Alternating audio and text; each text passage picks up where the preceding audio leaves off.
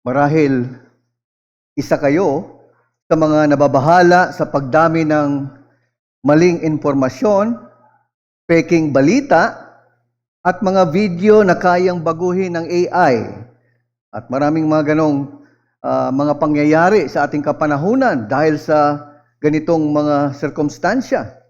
At dahil dito, nahihirapan ang marami na malaman kung ano ang totoo at kung ano ang hindi.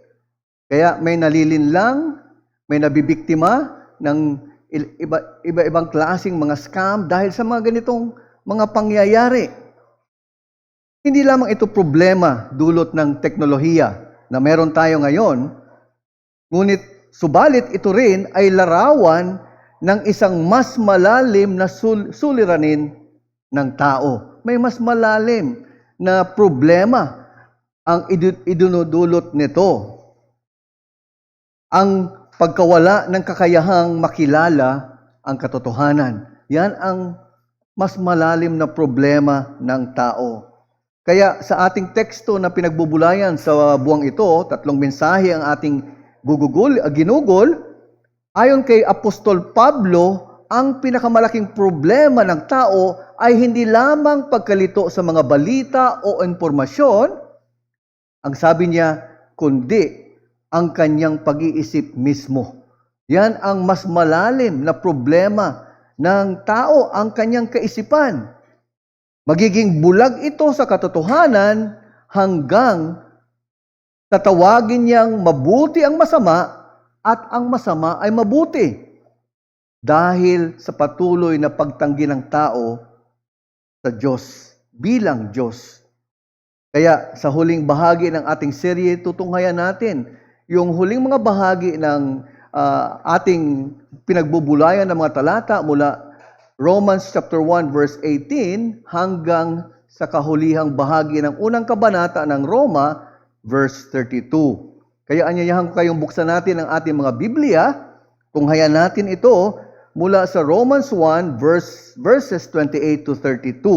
Babasahin po natin ang mga talatang ito. Roma 1, Kabanata 1, talata 28 hanggang 32. Ganito po ang sinasabi ng salita ng Diyos. At palibhasay, hindi nila minabuting kilalanin ang Diyos, hinayaan sila ng Diyos sa isang mahalay na pag-iisip upang gawin ang mga bagay na hindi nararapat.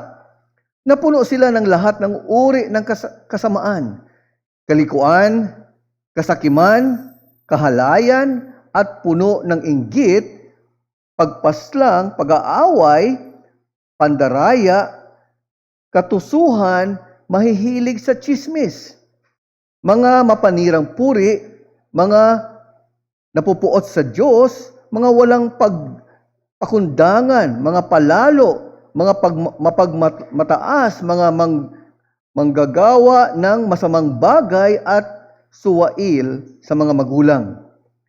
Mga hangal, mga hindi tapat sa kanilang mga pangako, hindi mapagmahal, mga walang awa.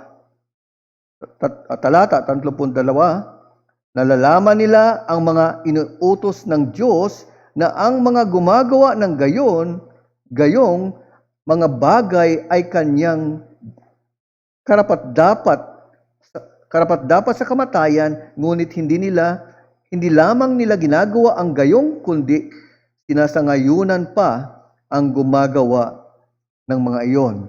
Yan po ang makatotohanan at dalisay na salita ng Panginoon na ating tutunghayan ngayong umaga. Nag-umpisa tayo sa ating pagbubulay-bulay sa mga talatang binanggit ni Pablo, sa pagpapahayag ni Pablo ng puot ng Diyos mula sa langit. Yan ang sinabi niya sa talata 18, ang puot ng Diyos ay nasa sangkatauhan. Laban sa lahat ng kasamaan, kalikuan ng tao. Dahil sa pagpigil nito ng katotohanan, ayon kay Pablo, bagamat nagpahayag ang Diyos sa kanyang nilikha, ano ang ginawa ng tao? Tinanggihan ito at hindi naging mapagpasalamat at nagbigay ng kaluwalhatian sa Diyos. Yan daw ang kung merong dalawang kasalanan ang tao, yung dalawa na yan ay lahat ay guilty as charged. Ngunit hindi nagtapos si Pablo. Dahil ang sabi niya, ipinahayag ng Diyos ang kanyang tugon at hatol laban sa rebelyon ng tao. Ang sabi niya, 3 beses binanggit niya sa talata 24, 26, at kanina binasa natin sa talata 28, ang sabi ng Panginoon, ni Pablo, ayon sa Panginoon, hinayaan sila ng Diyos bilang kaparusahan. Bakit? Dahil pinalitan nila ng kasinungalingan ang katotohanan ng Diyos at sila'y sumamba at naglingkod sa nilalang sa halip sa naglalang. Yung pong matatagpuan natin sa talata 25, verse 25. At sinabi natin sa nakaraang mensahe natin na ito ay pagpapahayag ng Diyos na tinatawag na judicial abandonment or paghuhukom na pagpapabaya o makatarungang pagpapabaya ng Diyos sa sangkatauhan. Yan daw ang parusa na iginawad ng Diyos. Hindi ito larawan, nilinaw natin na hindi ito larawan na nawala ng kontrol ang Diyos o wala siyang pakialam o tumigil sa kanyang paghahari. Kundi larawan ng Diyos bilang banal na hukom. Bahagi ito ng kanyang judgment sa sangkatauhang nagkasala o naging rebelde sa kanya. Kaya ibinigay ng Diyos ang tao sa kanyang magulong pagnanasa. Kaya ngayon sa Roma 1, talata 28 hanggang 32 na ating binasa, makikita natin ang mas malalim na bunga ng kasalanan. Pababa ng pababa, lumalalim at lumalalim ang pagtutugon o pagpapahayag ni Pablo sa kaparusahan ng Diyos. Hindi lamang puso ang nasira. Ang sinabi ni Pablo rito, ang isip mismo ng tao ay nasira. Kapag patuloy na tinatanggihan ng tao ang Diyos, unti-unti ring nasisira ang kanyang pag-iisip o nagiging tiwali ang kanyang pag-iisip hanggang hindi na niya kayang makita ang tama at mali ayon sa pamantayan ng Diyos. Kaya ganito ang mensahe na gusto kong iwanan o dalhin sa ating kalagitnaan ngayong umaga. Ang pagtanggi ng tao sa Diyos ay humahantong sa tiwali o sirang pag-iisip bilang hatol ng Diyos.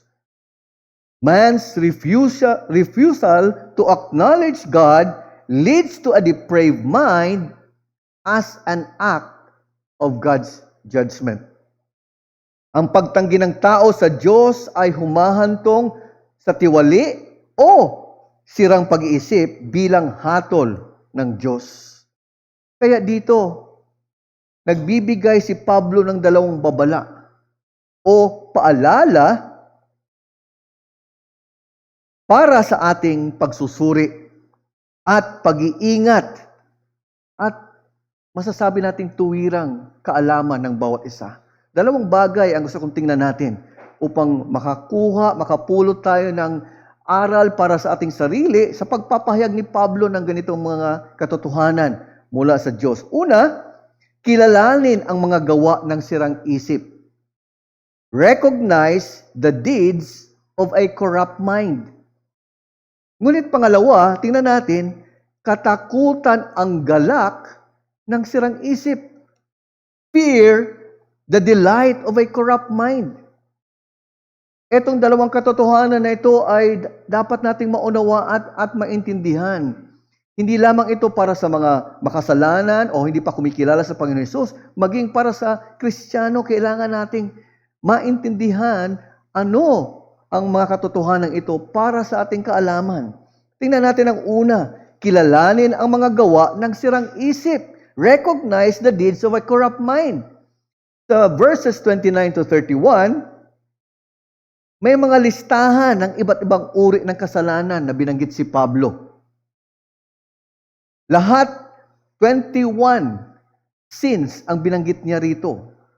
Na ito ang ayon sa mga theologians, ito marahil ang pinakamahabang listahan na binanggit ni Pablo sa iba't ibang uri ng kasalanan sa Biblia.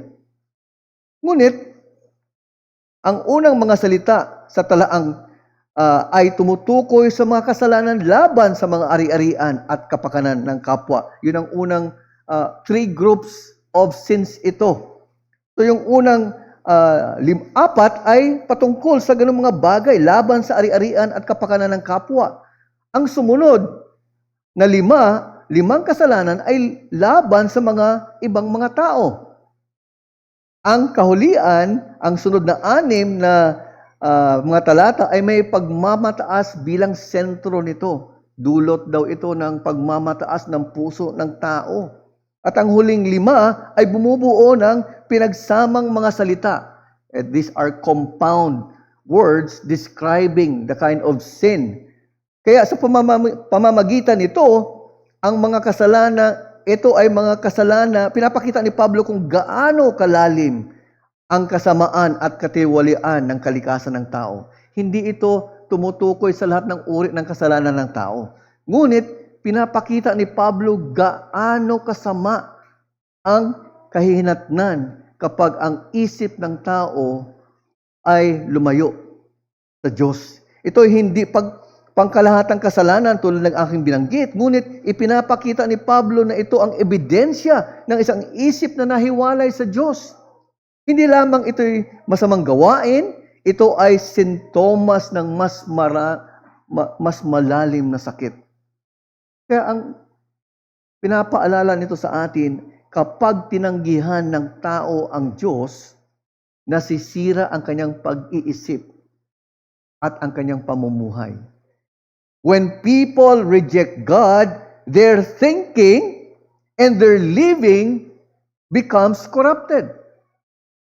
Yan ang diretsahan, hayagan, straightforward implication ng sinabi ni Pablo sa pagbanggit niya ng mga kasalanang ito. Hindi yan ang naging layunin ng Diyos sa paglikha ng tao. Sa pasimula, nilikha ng Diyos ang tao ayon sa kanyang larawan. At binigyan ito ng kakayahang makilala siya. Yun ang plano at disenyo ng Diyos sa una pa man. Ito ay may kakayahang mag-isip ng tama at mamuhay ayon sa katotohanan ng Diyos. Ang isip ng tao ay nilikhang maging salamin ng katotohanan ng Diyos. Yan ang layunin ng Diyos sa paglikha niya. Sa una pa lamang. Subalit, nang tanggihan ng tao ang Diyos, nagdilim ang isip nito. Nabaluktot ang mga pangangatwiran. Nasira ang moral na paghatol. Kaya nga, sabi ni Pablo, hindi nila minabuting kilalanin ang Diyos.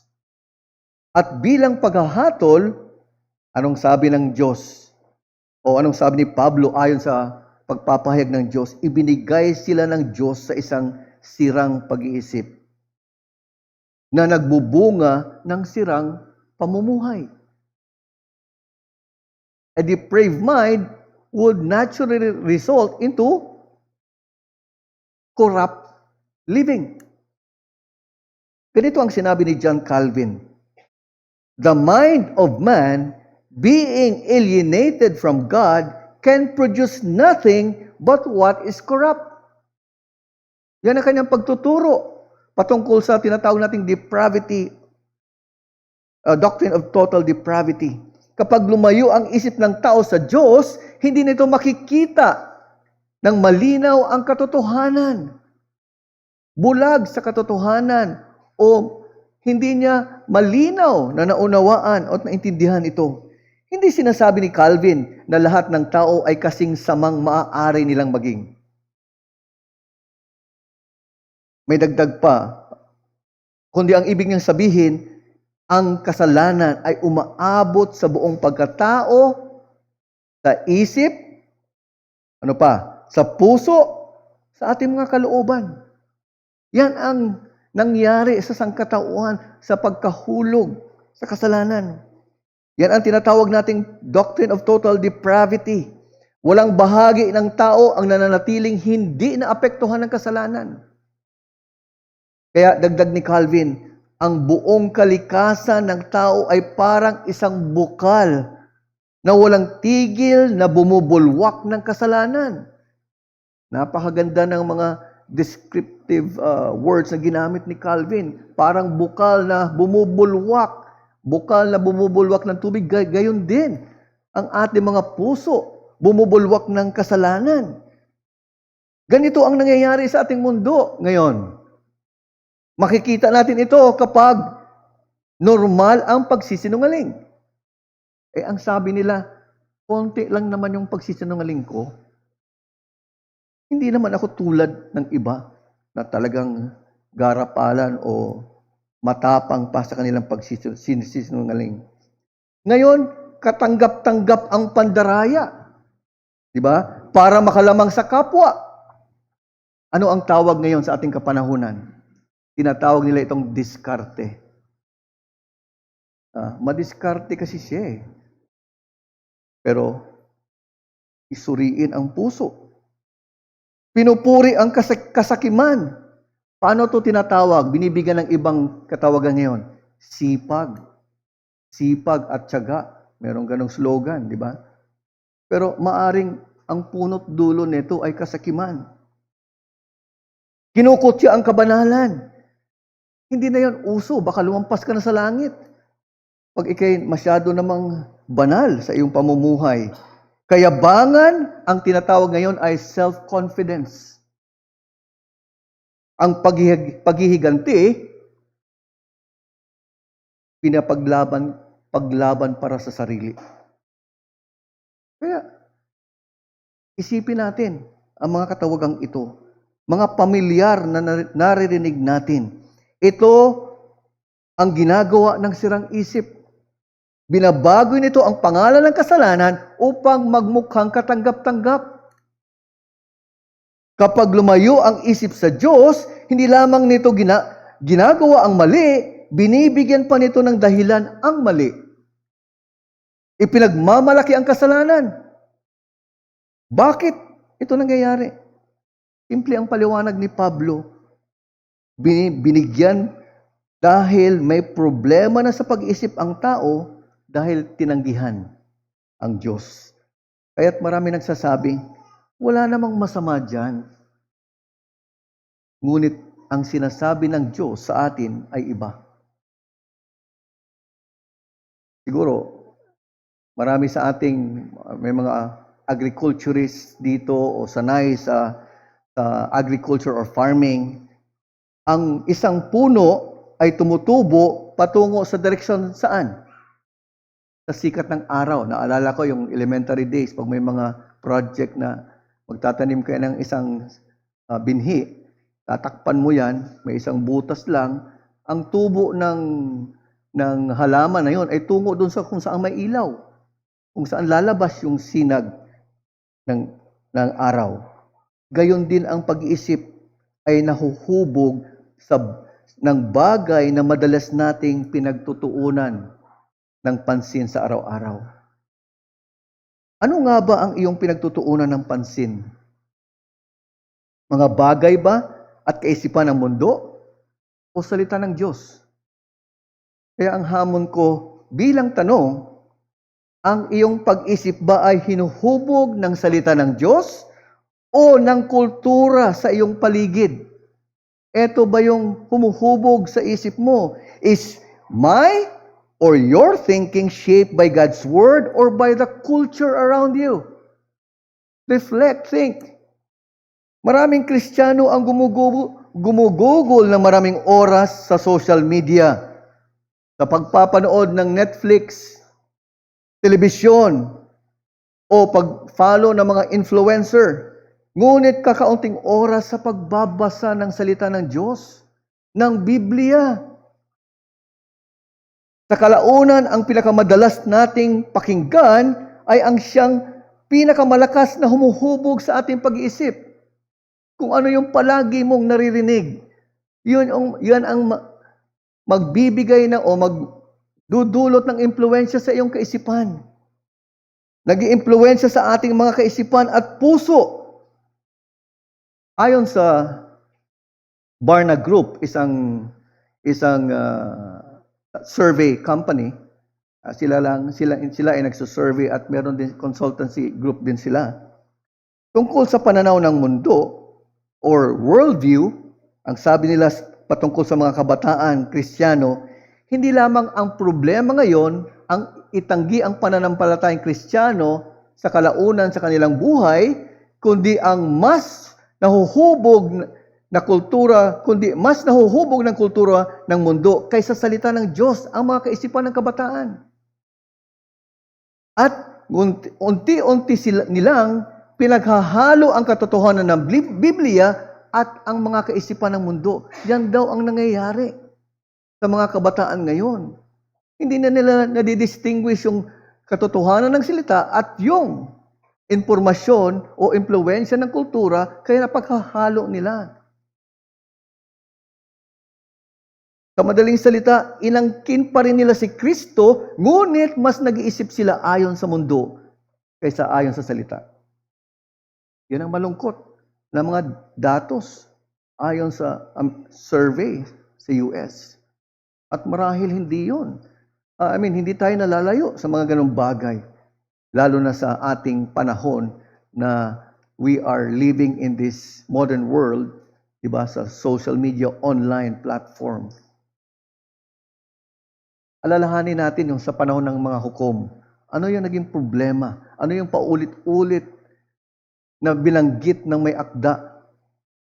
Ang sabi roon, ginagawa ng bawat isa ang minamabuti niya sa kanyang sariling paningin. Everyone was doing things according to their own mind. Yun ang nangyari sa panahon ng mga hukom. Hindi nagkulang ang Israel sa kaalaman. Ang problema, tinanggihan nila ang pamamahala ng Diyos.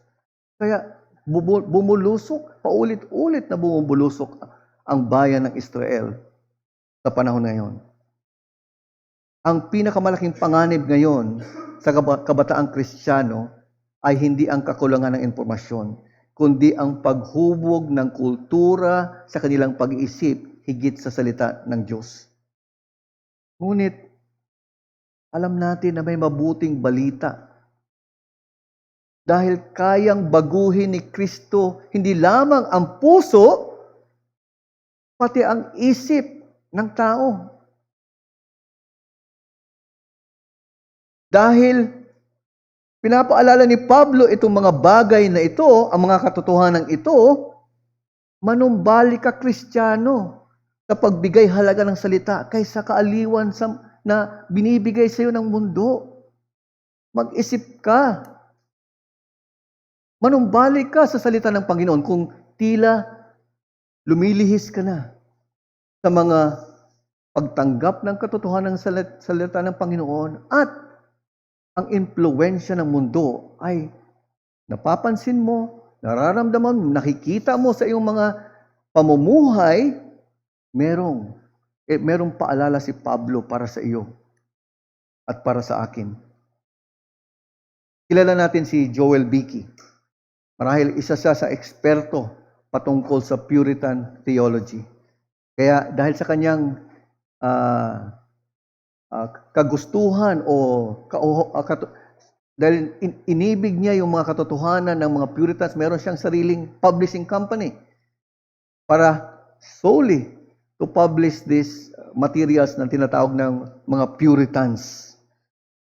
At alam natin na ang mga Puritans ay seryoso sa kabanalan. Yan ang kanilang strength na tinatawag. Yan ang kanilang pagkakakilanlan bilang mga mananampalataya. Ngunit meron siyang ganitong sinabi, ang pagbabasa ng Puritan books ay makakadaragdag ng antas ng kabanalan hindi lamang ng isang Kristiyano, ng isang iglesia, kung ito ay binabasa ng karamihan. When you read much of Puritan literature, according to him, it will increase your level of holiness or holy living because of the influence of these people. Mas lalo't higit kung ito'y babad sa salita ng Diyos at hindi babad sa social media at iba pang kaaliwan. Yan ang paalala sa atin. Yan ang marahil dapat na maaring maging tugon ng ating mga puso sa paalala ni Pablo. Ngunit pangalawa, hindi nagtapos si Pablo. Katakutan ang galak ng sirang isip. Fear the delight of a corrupt mind. Ang sabi niya sa verse 32, hindi lamang nila ginagawa ang mga bagay na ito, kundi sinasangayunan pa nila ang mga gumagawa nito. Pagkatapos, lalo pa niya tayong dinadala ni Pablo sa mas mababang antas ng paglayo ng tao sa Diyos. Hindi pa pala yun ang pinakamalala. Bumaba pa. Binigyan pa tayo ng mas mabigat pa na pag-iisip sa mga pagkakasala. Dito, inilalarawan niya ang uri ng baluktot na pag-iisip kung saan ang tao ay itinuturing na masama ang mabuti at mabuti ng masama. Binaliktad. Ang mahalagang salita rito ay yung salitang sinang-ayunan o inaprubahan o ikinagagalak. Ito. Yan ang susing salita sa pangungusap ni Pablo. Nangangahulugang hindi lamang nila ginagawa ang masama, kundi tinatanggap at pinapalaganap ang mga gumagawa nito. Simple ang kanyang ibig sabihin. Ang pinakamasamang anyo ng sirang isip ay hindi lamang paggawa ng kasalanan, kundi pagsangayon at pakikigalak nito. The worst kind of corrupt thinking is not only doing sin, but approving and delighting it. Mas masahol. Yan ang mas mababa at mas nakakatakot. Ito ang pinakamalungkot na bahagi ng talata. Hindi na lamang gumagawa ng kasalanan ng tao, pinapalakpakan pa ito. Approval. Hindi na siya nahihiya. Pag hindi na siya nahihiya, hindi na rin siya nagsisisi. Dahil pinagmamalaki niya ito. Anong sineselebrate ng mundo ngayon? Buwan ng June. June is Pride Month. They celebrate their so-called identity. Pinagdiriwang na. Ganyan ang pagkabagsak ng kaisipan ng tao. Sa ating kapanahunan, marami ito. Halimbawa na lang, ginagawang aliwan ang kasalanan, pinupuri ang imoralidad. Yun ang nabanggit ko kanina sa celebration ng Pride Month. Maraming mga bagay ngayon na ipinagdiriwang ng mundo, ngunit malinaw na tinututulan ng Diyos ayon sa kanyang salita. Malinaw sa kanyang salita na kinamumuhian, ikinagagalit ng Diyos. Kaya gano'n na lang ang pagbanggit o sabi ni Professor John Murray, ang pinakamalalim na pagkasira ng tao ay makikita kapag natuwa siya sa kasalanang ginagawa niya. Pag natuwa ka na sa ginagawa mong kasalanan, nakakatakot yon. Ito ang maaari nating tawaging kabaliwan. Hindi kabaliwan ng kaisipan, kundi moral na kabaliwan. Ito mismo ang hahantungan ng tao kapag patuloy na tinatanggihan ang Diyos at sinupil ang katotohanan tungkol sa Diyos. Ganito ang nangyari kay Haring Nebuchadnezzar. Pamilyar tayo sa kwento ng haring ito sa Book of Daniel. Dinala niya ang kagamitan mula sa templo ng Israel. Nung sinakop nila ang Israel, dinala niya ito sa templo ng Babylonia, sa kanyang Diyos. At ano nangyari?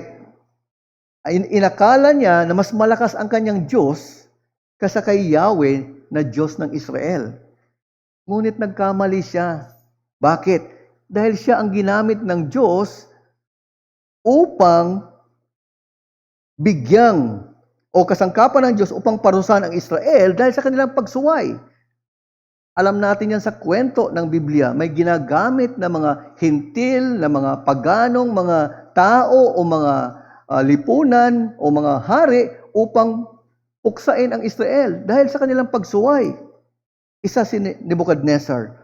At umabot ito sa sukdulan ng kanyang paghimagsik sa Daniel 4, habang nakatayo siya sa bubungan ng kanyang palasyo, inangkin niya para sa sarili ang kaluwalhatian na nararapat sa isang Diyos. Ito ang sabi niya sa Daniel 4 verse 30. Hindi ba ito ang dakilang Babylonia na aking itinayo sa pamamagitan ng lakas ng aking kapangyarihan?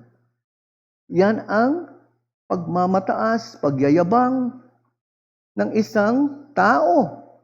The height of man's pride and arrogance. Taong namuhay sa sariling kaluwalhatian, hindi ayon sa kaluwalhatian ng Diyos. Kaya anong ginawa ng Diyos bilang hatol? Inalis ang kanyang kaharian, pinalayas mula sa mga tao, tumira kasama ang mga hayop, at kumain ng damo gaya ng baka. Ibinaba ng Diyos ang hari mula sa tuktok ng pagmamataas at kaluwalhatian ng tao tungo sa kahiyahiyang kalagayan ng kabaliwan. Yun ang pagpapaliwanag sa nangyaring ito kay Nebuchadnezzar. Ganyan ang kahihinatnan ng kabaliwan ng tao dahil sa pagtanggi sa Diyos. That is the height of man's rebellion. Ganon ang uri ng pamumuhay. Ganon ang uri ng kaisipan. Ang konsensya natin ay parang alarm clock. Kapag unang tumunog, naririnig ito ng malinaw. Di ba yung alarm clock minsan, yung iba nga, nasanay na sa alarm clock, hindi na nagigising kahit may alarm clock. Sa una, naririnig ito ng malinaw. Ngunit kapag paulit-ulit nating itong pinapatay, ano nangyayari? At di pinapansin, darating ang panahon na hindi mo na ito maririnig. Tinatanggihan mo na nga . Wala nang epekto ang alarm clock. Kapag paulit-ulit tanggihan ng tao ang babala ng Diyos, magiging manhid na ito sa kasalanan, di na nahihiya, o nagsisisi, at ipagmamalaki pa nito ang kanyang kasalanan. Yan ang nakakatakot na bagay na maaaring mangyari. Maaaring sa iyo. Kaya, gusto kong hamunin ang bawat isa sa atin sa pamamagitan ng isang tanong. Anong mga kasalanan na dapat mong puksain at ako ba'y nagiging manhid na dito? What remaining sin do I need to mortify? And am I in danger of being callous because of ignoring it? Reflect. Think. Kinakailangan magsuri sa harapan ng Diyos sa pamamagitan ng salita at kaunawaan mula sa Espiritu upang seryosong tuklasin at patayin ang kasalanan na nagiging hadlang sa paglago mo at pagbibigay luwalhati sa Diyos. Meron bang kasalanan na kinagigiliwan mo pa hanggang ngayon? Talikuran mo yan. Dalhin mo yan sa paanan ng biyaya ng Diyos. And pinapaalala sa atin noon, meron dapat tayong sin mortification project. Dahil wala ni isa sa atin ang hindi makapagsasabi na wala akong kasalanan, palagi kong kinahuhulugan. Meron at meron. Kailangan natin magsuri. Kilalanin ito at humingi ng tulong upang biyayaan. Tulong sa kapatiran, sa pananalangin, at maging sa praktikal na gabay at magkaroon ng pananagutan upang mapagtagumpayan ito. Kaya tayo narito sa iglesia . Pag nasa iglesia tayo, nagsasarili tayo, hindi po yan ang kalooban ng Diyos sa iglesia. Sa iglesia, magkakapatid, nagtutulungan, nag-aalalayan, nagpapaalalahanan. Bakit? Dahil sabay-sabay tayong kumikilos, lumalakad sa buhay pananampalataya tungo sa layunin ng Diyos na tayo magpakabanal hanggang sa muling pagdating ng ating Panginoong Hesus. Ganyan ang larawan ng iglesia na nag-aalalayan. At hindi tayo iniwan ng Diyos sa ating sirang isip. Pinadala niya si Kristo upang iligtas ang mga makasalanan. Binabago ni Kristo ang puso at isip ng mga lumalapit sa Kanya. Kaya ito'y muling paalala sa mga kaibigan namin, sa mga mahal namin sa buhay. Kung ikaw ay wala pang Kristo na tinatangkilik sa iyong puso at buhay, ito ang paalala. May kapatawaran sa iyong kondisyon bilang makasalanan. Lumapit ka sa Panginoong Hesus at siya'y mapagbiyaya. Hindi lang patawarin ang iyong kasalanan, ngunit bibigyan ka ng buhay na walang hanggan dahil sa sakripisyo ni Kristo. Para sa mga mananampalataya, ang paalala ni Pablo sa Romans 12 verse 2, magbago kayo sa pamamagitan ng pagbabago ng iyong pag-iisip. Tinuturuan tayo ng Ebanghelyo na mag-isip ng tama. Hindi ayon sa sarili, kundi ayon sa katotohanan ng Diyos. Di ba? Paano nagtatanong ang mundo sa atin? Anong gusto mo? Ngunit ang ayon sa Ebanghelyo, ang tanong, ano ang makaluluwalhati sa Diyos? Sinasabi ng mundo, ano ang tama para sa akin? Napansin niyo yung mga tanong ng mundo para sa atin? Para sa sarili, para sa sariling kagustuhan, para sa sariling pakinabang. Ngunit ayon sa Ebanghelyo, ang tanong ay, ano ang itinuturo ng kasulatan? Kaisipan na dapat nating linangin sa ating mga buhay, sa ating mga puso. Dahil darating ang araw na wala ng kasalanan, wala ng maling pag-iisip, wala ng katiwalian. Dahil yun ang inaasahan ng Kristiyano sa muling pagparito ng Kristo. Ating lubos na inaasahan ang kanyang pagdating dahil ang mga kasalanang ito ay mawawala na. Ngunit, pero sa ganitong panahon, sa kapanahunan natin, meron pa tayong pakikibaka, paglalaban na dapat gawin. Kaya, meron tayong tungkulin. Baguhin ang ating isip ayon sa disenyo ng Diyos para sa kanyang bayan.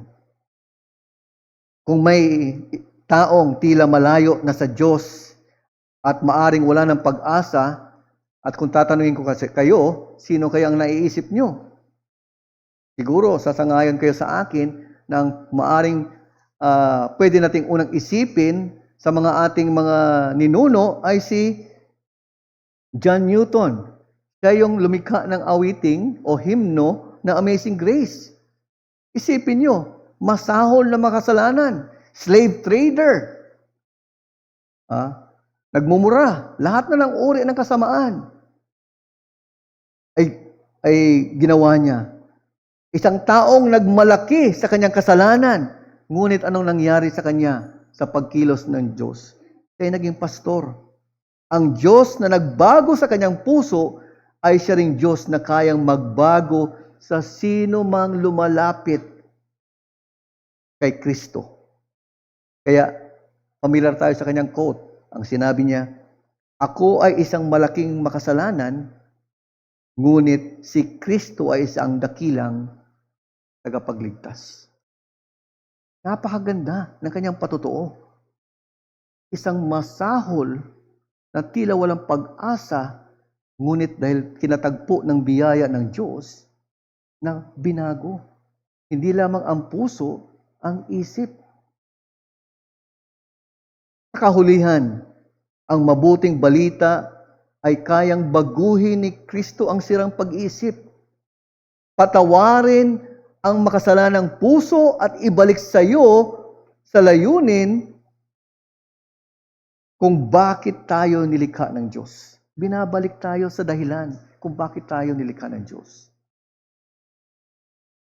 Kaya habang inaalala natin ang ating pag-asa ay wala sa ating sarili, kundi sa biyaya ng Diyos. Doon tayo umaasa. Walang lakas, duno, kapangyarihan. Kaya ganito ang tema ng ating aawitin bilang tugon. Ang titulo ng ating aawitin ay Panginoong Diyos. Panginoong Diyos ng tipan. It is the Lord, my covenant God. Dahil sa Diyos na tapat sa kanyang tipan at makapangyarihang makapagbabago ng makasalanan. Yan ang isipin natin at nawa sa ating pag-awit, isipin natin ang mga binabanggit ditong salita sa unang verse. Panginoong Diyos ng tipan, banal makatwiran, kanyang buong karapatan, tayo'y pamunuan. Magpasakop tayo sa pamumuno ng Diyos bilang mga anak niya, at kung ikay wala pa kay Kristo, ipasakop mo iyong sarili sa kalooban ng Diyos dahil sa kanyang kaligtasang alok. Awitin po natin, Panginoong Diyos ng tipan. Magwakas po tayo sa panalangin. Tunay nga na napakabuti niyo, aming dakilang Diyos, aming mabuting Ama. Salamat sa mga salita niyo na aming pinagbulayan. Salamat sa katotohanan na ang kahustuhan ng pagrebelde ng tao sa inyo ay hahantong sa pagkasira ng kanyang isip dahil sa pagtanggi ng mga katotohanan na inyong ipinahayag na sa inyong salita. At salamat, Panginoon, dahil sa gitna ng madilim na sitwasyon ng sangkatauhan, mayroong mga paalala, mayroong binibigay kayong mga katotohanan upang ito'y pagbulayan namin. At dapat makita namin ang mga gawa ng sirang isip na napapalibot o aming nasisilayan at natutunghayan sa araw-araw ng aming pamumuhay sa mundong makasalanan. At kami ay maging marunong sa pagpasya o sa pagtanggi nito. At hindi kami mahubog ng mga kaisipang ito, mga gawang ito, kundi ng inyong salita.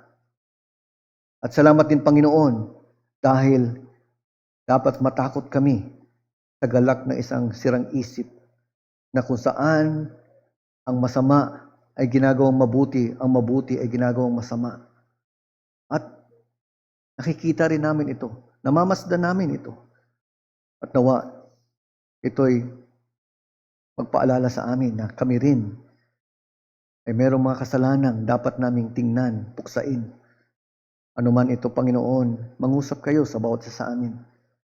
Dahil kami ang inutos nyo na magpahayag ng katotohanan sa gitna ng mundong madilim. Kami ay ilawan at asin upang makita nila ang kapangyarihan ng Ebanghelyo. Hindi lamang sa aming mga salita, kundi maging sa aming pamumuhay at higit sa lahat sa aming kaisipan. Tulungan niyo kami, Panginoon. Bigyan niyo kami ng biyaya dahil sa Panginoong Hesus. At kung meron mang mga kaibigan, bisita, at maging mahal namin sa buhay na hindi pa kumikilala sa Panginoong Hesus, nawa o Diyos, gamitin niyo ang inyong salita na paalalahanan sila at sila'y lumapit sa inyo, Panginoon, ng may pagsisisi at pananampalataya. Dahil ito yung iyong pangako sa mga makasalanan. At nawa o Diyos, tunay na ikaw ang aming nabigyan ng kapurihan at naparangalan sa aming pagbubulay ng inyong salita. Dahil hangad namin ito para maitanghal ang kapangyarihan ng Ebanghelyo at patuloy na pagsulong nito sa aming kalagitnaan. Salamat o Diyos. Ito'y panalangin namin at hiling sa pangalan lamang ng aming Panginoong Hesus. Amen.